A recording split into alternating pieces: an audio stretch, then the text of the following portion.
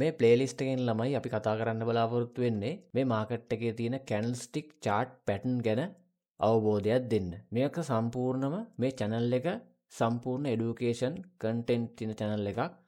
ඒ නිසා අපි මේ කියන දේවල් ඔයාලා back test කරලා demo trading කරලා real market එකේ trade කරන්න අපි හැම වෙලේම ඔයාලට ඒක කියන කතාවක්. market එකේ අලුත්ම updates දැනගන්න ළමයි අපිව subscribe කරලා තියාගන්න. bell icon එකත් අනිවාර්යෙන් click කරන්න. මොකද අපි වීඩියෝ එකක් දාපු ගමන් ඔයාලට notification එකක් එනවා. එතකොට ඔයාලට ඒ වීඩියෝ එක බලන්න ලේසි.